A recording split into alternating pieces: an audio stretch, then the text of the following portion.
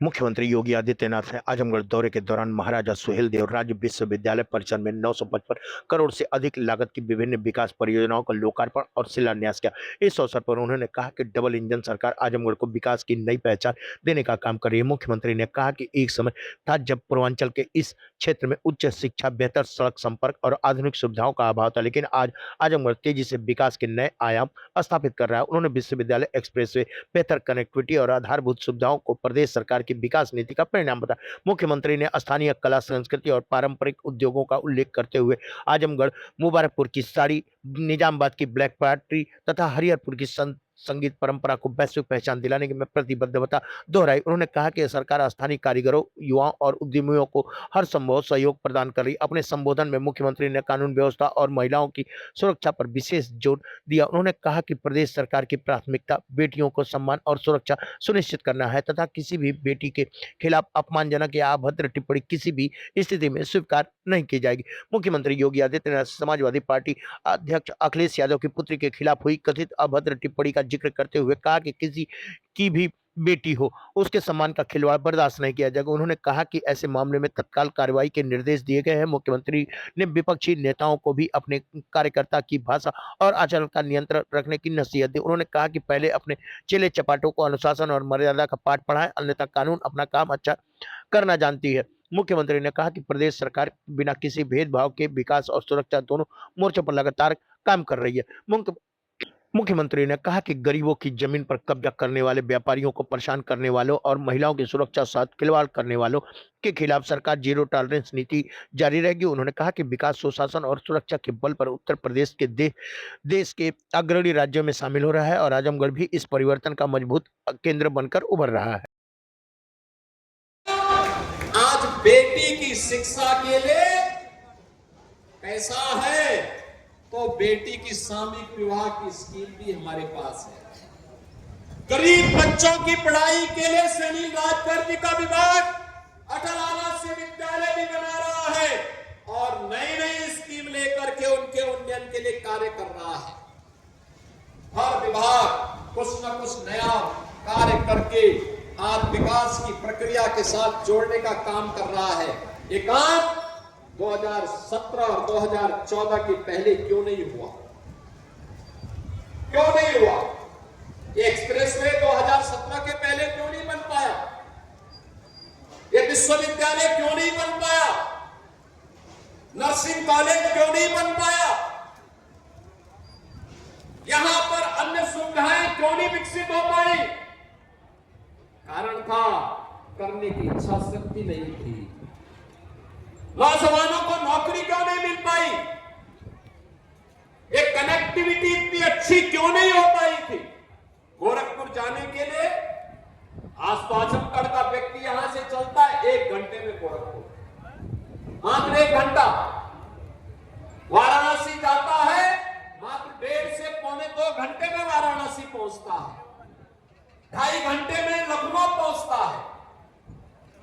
यह है आज इतनी तेज आपकी गति बढ़ाने का काम। हर गरीब को सिर ढकने के लिए छत, हर गरीब के घर में शौचालय, हर बेटी की सुरक्षा की व्यवस्था, हर व्यापारी को भी सुरक्षा की व्यवस्था। हमने कहा है बिना भेदभाव के सुरक्षा दे देंगे, बिना भेदभाव के शासन की योजना से भी जोड़ेंगे। लेकिन अगर किसी ने गरीब की जमीन को हड़पने का काम किया, बेटी की सुरक्षा में सेंध लगाया और किसी व्यापारी के साथ भी जबरन करने का काम किया, तो फिर हम उसकी गारंटी नहीं ले पाएंगे। बहनों और भाइयों, आप सबसे अपील करूंगा, नए भारत के साथ नए उत्तर प्रदेश को भी आगे बढ़ना पड़ेगा। नया भारत वैश्विक संकट में भी अपने लोगों को बचा रहा है। आपने देखा होगा कैसे भारत ने ऊर्जा संकट से देश को बचाया है, कैसे भारत अनवरत रूप से इस यात्रा को आगे बढ़ा रहा है। दुनिया त्रस्त है, लेकिन भारत के लोगों को मोदी जी के नेतृत्व पर गौरव की अनुभूति होती है। अभी एनडीए ने मोदी जी के 12 वर्ष निर्वाचित प्रधानमंत्री के पूरे होने पर उनके अभिनंदन के लिए दिल्ली में एक बड़ा कार्यक्रम रखा था।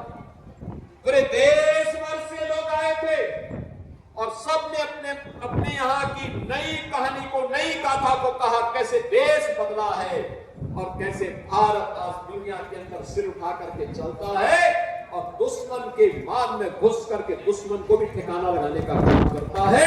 आज ये नए भारत के अंदर देखने को मिलता है। कोई सोचता था, मैं मानता हूं महाराज सुहेलदेव होते अयोध्या में राम मंदिर कभी नहीं टूटा, और महाराज सुहेलदेव नहीं थे, हम विभाजित थे, मंदिर टूटा।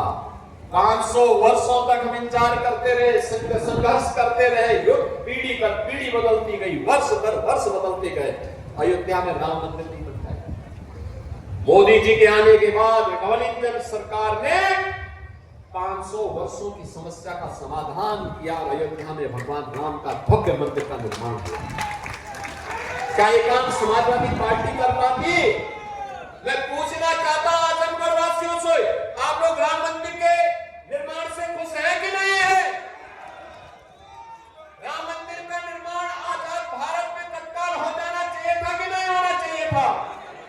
क्या ये काम कांग्रेस कर पाती? क्या ये काम समाजवादी पार्टी कर पाती?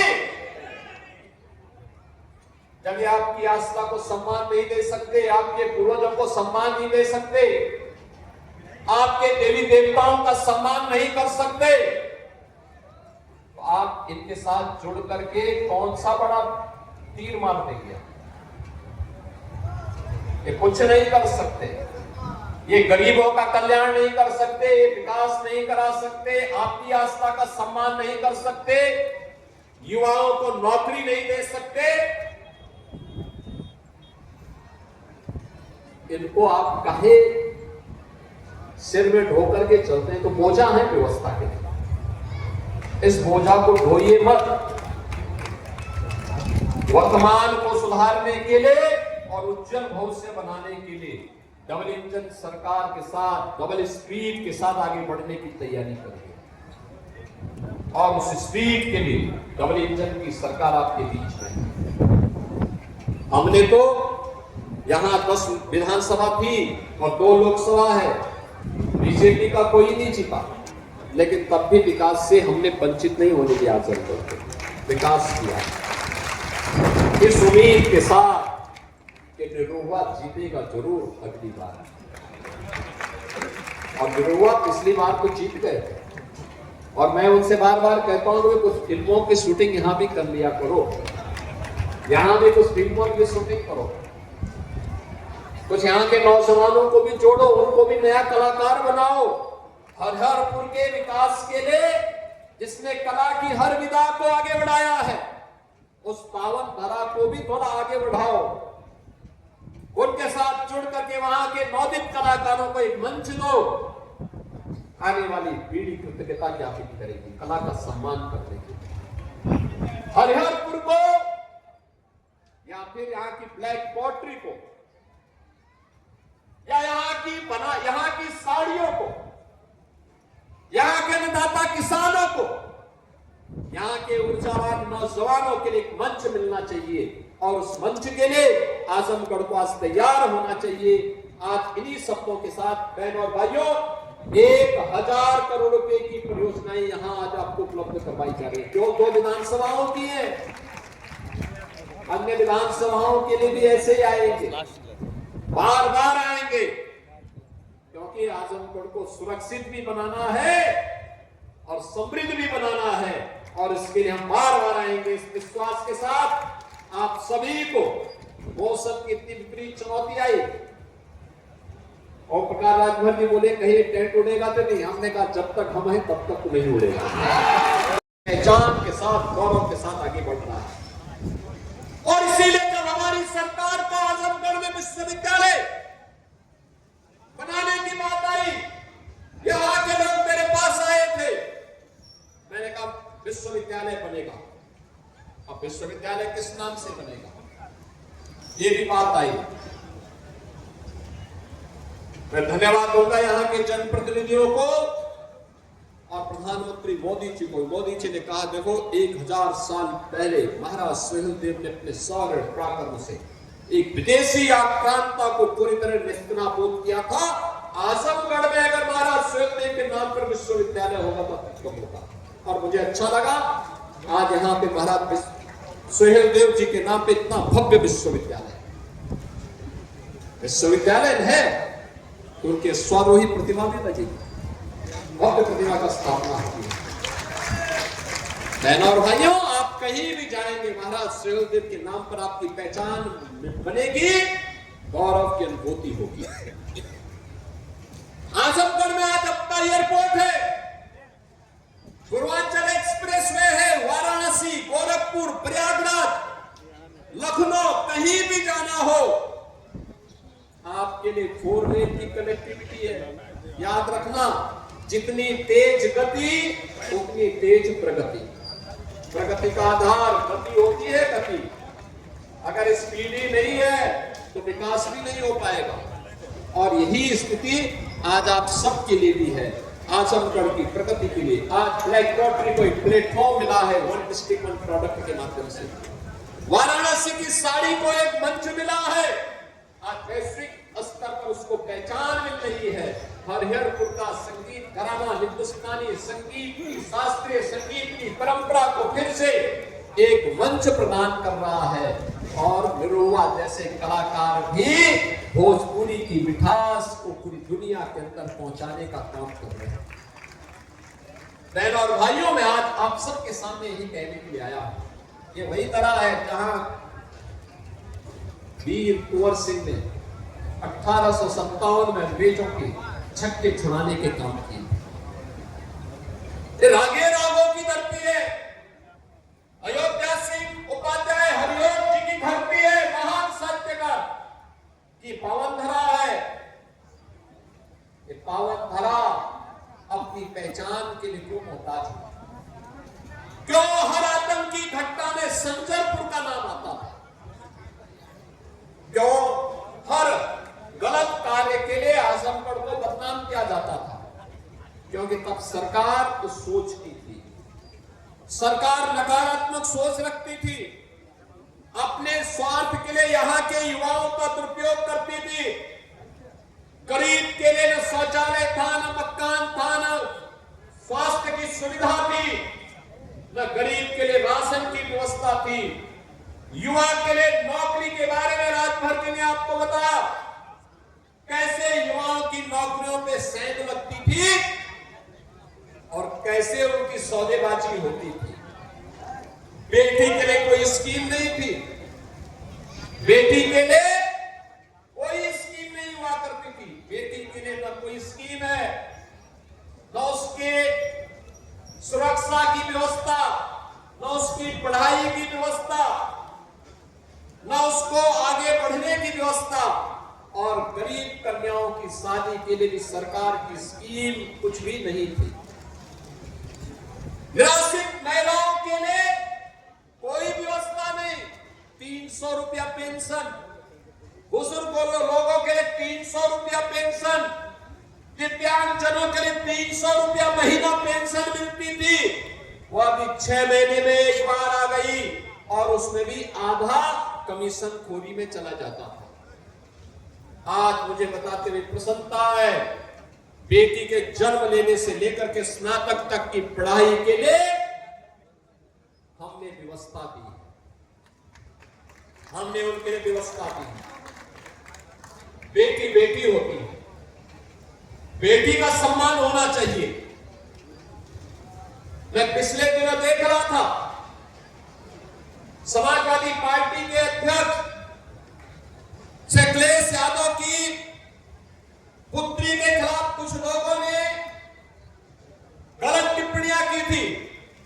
जैसे मेरे संज्ञान में आया, मैंने तत्काल पुलिस से कहा, मैंने कहा इसमें FIR दर्ज कराओ।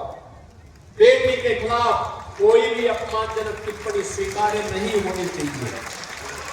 बेटी बेटी होती है और हम तो संस्कार में पले बसे हैं जहां कहा जाता है कि गांव की बेटी सबकी बेटी, गांव की बहन सबकी बहन। हमने तो कोई भेदभाव नहीं किया। लेकिन अखिलेश जी दूसरों को उपदेश देते हो, अपने चेले चपाटों को भी थोड़ा उपदेश दे दो कि अपनी भाषा को संयम करना। दूसरों के प्रति टिप्पणी करने के पहले स्वयं भी सोचा करो कि उनके लोग किस प्रकार की भाषा का प्रयोग बहन और बेटियों के प्रति, बुजुर्गों के प्रति, दिवंगत लोगों के प्रति और वरिष्ठ नेताओं के प्रति करते हैं। इसके बारे में उनको भी अपने लोगों को संस्कारित करने की आवश्यकता है।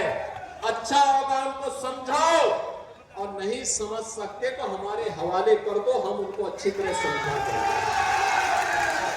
सबका मैं अभिनंदन करता हूं, स्वागत करता हूं। बहनों और भाइयों, आज मुझे एक बार फिर से आजमगढ़ आने का अवसर प्राप्त हो रहा है। मैं सोचता हूं कि आजमगढ़, जिसका अपना गौरवशाली इतिहास रहा हो, ऋषि मुनियों की साधना से पवित्र हुआ हो, साहित्यिक साधना का केंद्र बिंदु रहा हो, देश की आजादी के आंदोलन में बढ़ चढ़ करके भाग लेकर के देश को स्वतंत्र कराने का एक जज्बा जिस जनपद के अंदर रहा हो, वह जनपद जहां पे हस्तशिल्प है, जहां कारीगर है, अन्नदाता किसान है, ऊर्जावान युवा है, वह जनपद पहचान के लिए क्यों मोहताज हुआ? उस जनपद के सामने पहचान का संकट क्यों खड़ा हुआ?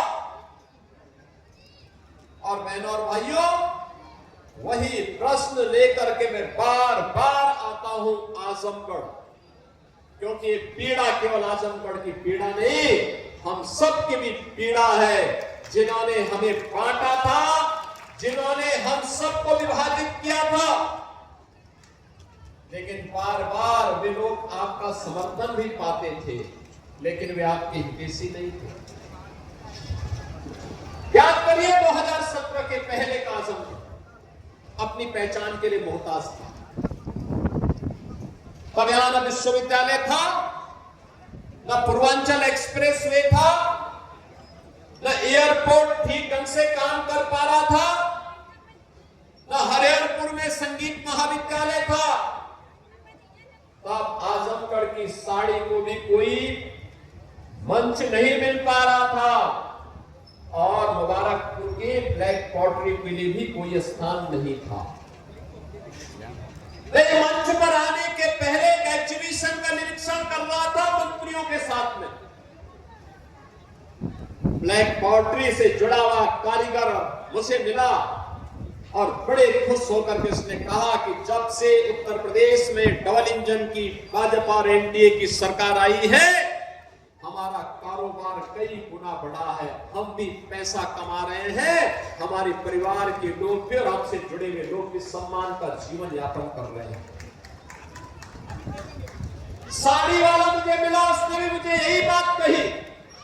अन्नदाता किसान मिले तो वे भी मुझे यही बात कहे, और जो भी मुझे यहां से जुड़े हुए लोग मिले, उन्होंने अपनी एक नई कहानी यहां पर हमें सुनाई।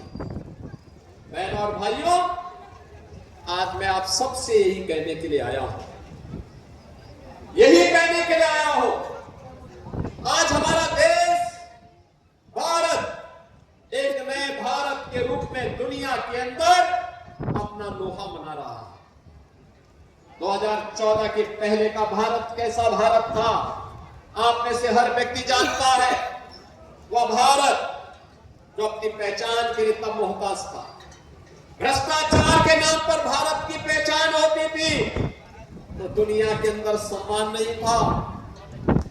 देश की सुरक्षा में लोग सेंध लगाते थे, सरकार मौन रहती थी, तो स्वाभाविक रूप से दुश्मन आंख दिखाता था। नक्सलवाद था,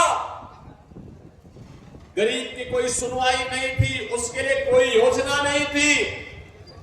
लेकिन आज मैं कह सकता हूं, नए भारत में प्रधानमंत्री मोदी जी के नेतृत्व में आज एक नए भारत का दर्शन हमारी पीढ़ी देख रही है।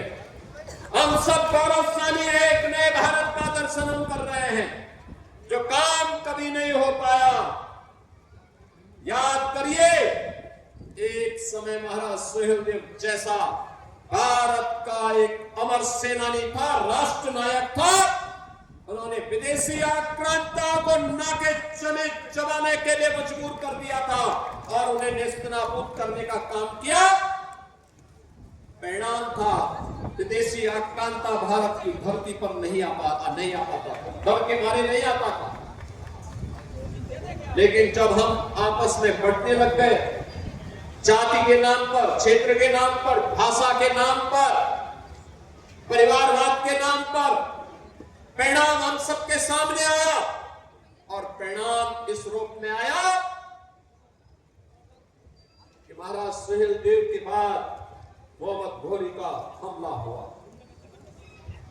महाराजा पृथ्वीराज चौहान ने एक बार नहीं 17 बार उस कायर आक्रांता को परास्त किया। वो हर बार माफी मांगता था, लेकिन एक बार चूक हुई, धोखे से पृथ्वीराज चौहान को उसने बंधक बना दिया, कैद कर दिया, अपने साथ लेकर के गया।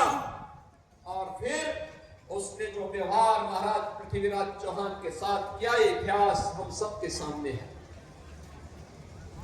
हम वही गलती बार बार करते रहे, जिस गलती का प्रमार्जन 1000 वर्ष पहले महाराज सुहेलदेव ने किया था। उसके बाद की पीढ़ी उनसे प्रेरणा नहीं ले पाई। क्या होता था? बहराइच की चर्चा हुई, महाराज सुहेलदेव के नाम पर कोई आयोजन नहीं, आयोजन वहां पर आक्रांता सालार मसूद के नाम पर होता था, काशी मियां के नाम पर होता था। हम लोगों ने कहा कि काशी के नाम पर नहीं, महाराज सुहेलदेव के नाम पर आयोजन होने चाहिए। किसी विदेशी आक्रांता को सम्मान नहीं मिलना चाहिए। एक गुलामी का प्रतीक है और स्वतंत्र भारत, नया भारत गुलामी की किसी भी चिन्ह को, गुलामी के किसी भी प्रतीक को स्वीकार नहीं करेगा। आज परिणाम है, आप बहराइच में जाएंगे, अब वहां पर महाराज सुहेलदेव का भव्य स्मारक बन गया है। अब लेकिन मैं धन्यवाद दूंगा कि आप सब इतने धैर्य के साथ इस आंधी तूफान में भी बैठे रहे, क्योंकि मुझे एक बार लगा जब बहुत तेज आंधी तूफान आई तो मुझे लगा कि ऐसा ना हो कि हम मंच के लोग ही बैठे रहे और सामने वाले भाग जाए। लेकिन आपने धैर्य से काम लिया। एक सेना अडिग है तो सेनापति भी मजबूती के साथ लड़ेगा, मजबूती के साथ इस लड़ाई को आगे बढ़ाएगा। आजमगढ़ वासियों, मैं इसके लिए आप सबको हृदय से धन्यवाद देता हूं। 1000 करोड़ रुपए की इन परियोजनाओं के लिए इन दोनों विधानसभा क्षेत्र के सभी बंधु बांधवों को, सभी नागरिकों को हृदय से बधाई और मंगल में शुभकामनाएं व्यक्त करते हुए अपनी वाणी को विराम देता हूं। और प्रशासन से इस बारे में जरूर कहूंगा कि आजमगढ़ के लिए आजमगढ़ विकास प्राधिकरण के माध्यम से हमें पुरानी जो जेल है उस जेल को एक अच्छे कन्वेंशन सेंटर या किसी अच्छे केंद्र के रूप में आगे बढ़ाने के लिए एक व्यापक कार्य योजना आगे देनी चाहिए। आप सबके प्रति मेरी शुभकामनाएं, धन्यवाद। जय जय श्री राम। अखिलेश यादव की पुत्री के खिलाफ कुछ लोगों ने गलत टिप्पणियां की थी। जैसे मेरे संज्ञान में आया, मैंने तत्काल पुलिस से कहा, मैंने कहा इसमें FIR दर्ज कराओ। बेटी के खिलाफ कोई भी अपमानजनक टिप्पणी स्वीकार्य नहीं होनी चाहिए। बेटी बेटी होती है और हम तो संस्कार में पले बसे हैं, जहां कहा जाता है कि गांव की बेटी सबकी बेटी, गांव की बहन सबकी बहन। हमने तो कोई भेदभाव नहीं किया, लेकिन अखिलेश जी दूसरों को उपदेश देते हो, अपने चेले चपाटों को भी थोड़ा उपदेश दे दो कि अपनी भाषा पे संयम करना। सर्वोदय पब्लिक स्कूल आजमगढ़ में आपका स्वागत है, जहां हर दिन एक नई शुरुआत होती है। यहाँ आपके बच्चे की अच्छी शिक्षा और बेहतर भविष्य के लिए नई शिक्षा नीति 2020 के अनुरूप पाठ्यक्रम है और इससे जुड़ी सभी सुविधाएं उपलब्ध हैं। यहाँ sports, horse riding, dance classes जैसी यूजफुल एक्टिविटीज तो होती ही हैं, साथ ही लाइब्रेरी, म्यूजिक और आर्ट एंड क्राफ्ट के थ्रू भी बच्चों की क्रिएटिविटी को स्पेशली बढ़ावा दिया जाता है। बच्चों को तकनीकी दुनिया से जोड़े रखने के लिए स्मार्ट क्लासेस, रोबोटिक्स और कंप्यूटर लैब्स उपलब्ध हैं। छोटे बच्चों के लिए अलग से प्ले सेट एरिया है और एक्टिविटी रूम की व्यवस्था है। सर्वोदय स्कूल में बड़ी क्रिकेट एकेडमी के साथ ही हेल्थ और वेलफेयर क्लब भी है, जहां पर बच्चों को सेहतमंद और खुश रखने की पूरी कोशिश की जाती है। 6th क्लास से गर्ल्स के लिए सेपरेट क्लासेस और बिल्कुल सुरक्षित स्कूल बस सर्विसेज, वो भी GPS के साथ सभी रूट्स के लिए अवेलेबल है। आने वाले दिनों में सर्वोदय स्कूल में स्विमिंग पूल, ऑडिटोरियम और बास्केटबॉल कोर्ट जैसी कई शानदार सुविधाएं मिलेंगी। बाकी वेल क्वालिफाइड स्टाफ तो मौजूद है ही सर्वोदय पब्लिक स्कूल आजमगढ़ पर, जहां हर बच्चा खुद को और बेहतर बना सकता है। Sarvodaya public school Azamgarh, admission are open.